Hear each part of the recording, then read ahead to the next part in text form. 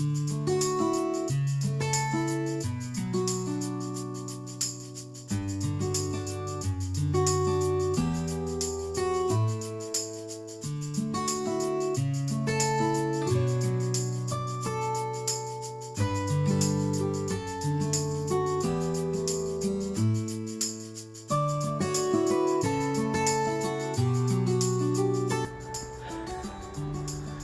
folks, it's Gordon. Today is December the 24th, so I guess I can say Merry Christmas. I want to say just thanks if you've been watching this series, and hopefully you're finding it helpful, particularly those of you that are going through loss and love and loss. So it's Christmas Eve morning. I'm out on the green belt that I normally walk on, just reflecting, thinking about all that's happened. It's been a month since my wife died. She died on the 22nd of November 2023, and so yesterday marked, 2 days ago marked a month. And what I'm noticing is the feelings and emotions don't feel quite as raw. I still feel sad some of the time. I'm depressed, I know that. And that's why I do this, is to get out and move and get out in the daylight as much as we can. Particularly this time of year, because these short days just wreak havoc on the body and our ability to regulate that sadness. This is a little bit of a tangent, but the seasonal affective disorder stuff is a real thing for a lot of people, and one of the ways we can combat that is to get out and move and get some time in the daylight as much as possible. But yeah, so I see my grief as being kind of a normal progression.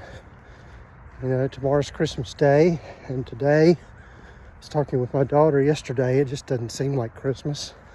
I don't know why, but I know for the last several years it hasn't really felt like Christmas. I don't know what that feeling is. I guess it's, we all try to recreate maybe what we felt as kids.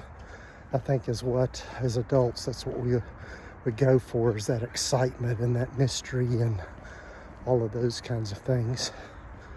But yeah, so what do we do during the holidays when we're grieving? Well, I think first of all is not to try, well, there's no right answer to that, but I think giving ourselves permission not to try to keep up something that is no longer really as relevant.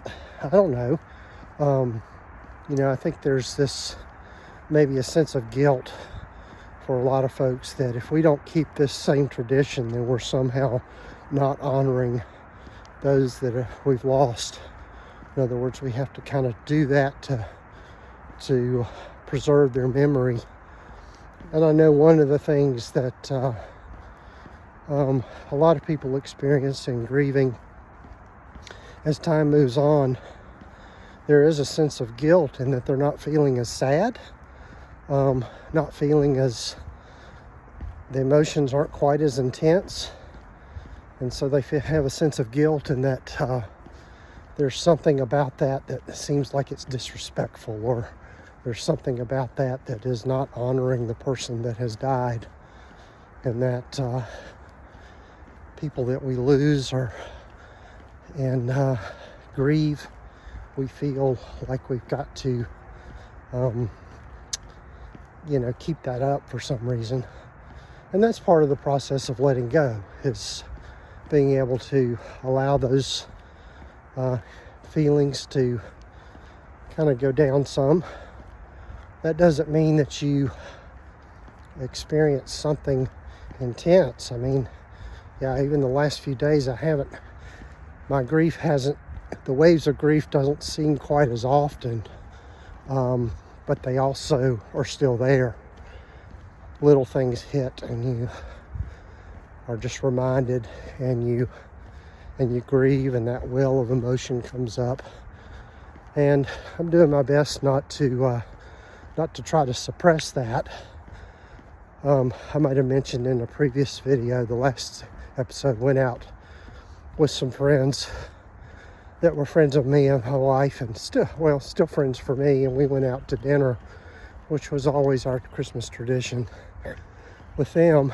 And that was hard, of that feeling of, okay, this somehow feels different, and also feeling guilty that, my wife, as I've mentioned before in the other videos, her name was Sister, or that was her nickname, but anyway, Sister always loved that, and there was this kind of sense of guilt that I was somehow or another leaving her out of that or excluding her from that. But those are feelings, and as I tell my clients all the time, feelings are just feelings, and they certainly affect us psychologically, physically, and all of those things. But I think sometimes we attribute the meaning of those feelings in a way that is sometimes not helpful. I think with feelings, we don't need to put any kind of judgment on them. What you feel is what you feel. And allow yourself just to experience that. Because the other thing about emotions and feelings is that they are always fleeting. If you think about it, no emotion, especially the intense ones, are we able to maintain. Now, they might happen on a greater frequency, like I've experienced over the last month, that it's intense emotions just kind of, it's like I've said before, they come in waves, and just like in the ocean, the waves are constant. And, sometimes the storm and the waves get really big and they knock you down, but then you get back up and just kind of keep wading through the water. So that's what I'm learning to do. So anyway, I don't know that there's any particular theme to this particular video, but just was out walking and reflecting, and just I guess I've been feeling the last 2 days just kind of numb, not really one way or the other, which again is normal. There are some moments of joy. My daughter and I started watching together on Apple TV the series called Shrinking, which is hilarious. It's about therapists. It's about a small group of 3 therapists, and the main character has lost his wife, and so it just it has come at the perfect time, and just him dealing with his daughter's grief and all of that. I can recommend it. Even though the topic sounds really sad, it's hilarious. Particularly for those of you that are listening to this are also therapists, you will see just a lot of humor in it, because they get totally unethical in their practice. And so it's just, hilarious. And they say things to clients that we always think we'd like to say to our clients. So I love it.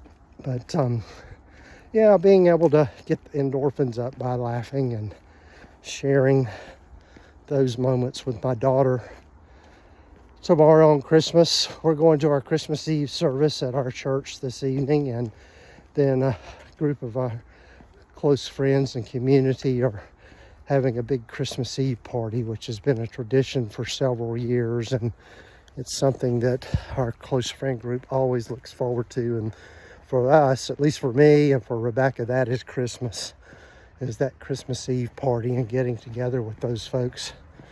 So doing that, and then Christmas morning, my daughter and I had decided we're not going to try to do big gifts or anything. We're just going to do stockings. And so our stockings will be our little Christmas together. And then we're headed over to my brother's for Christmas Day, and we'll be there for a few days. So I might take a break from doing these videos. But anyway, as you're watching this, it's probably past the holidays. I'm looking forward to getting through this today and tomorrow, just to kind of check it off and say, okay, I've done that. And I'm glad to be over, and to make my turn here, be over and through the holidays. Where I'm walking is really pretty. I don't think I've shown much of it, but it's along a creek and here in the mountains of East Tennessee. But take care, folks, and I'll give you more of my thoughts. And thanks for following me, and thanks for listening to these and my ramblings. And I hope that for some of you out there, you'll find this helpful, somehow healing. And as I've said before, feel free to reach out to me and leave your comments. And love to hear from you, love to connect. And particularly those that are going through similar losses. That's how we heal, is through connecting. And the process of grieving is detaching, is losing the attachment that we had, but then also figuring out new attachments and new connections to kind of fill that gap and that hole. Doesn't replace, but it's what creates the new normal, whatever that is. And who knows, maybe the new normal will be better than the old normal. We just don't know. We have to accept whatever comes our way. So take care. Blessings to you. And reach out to me. Thanks.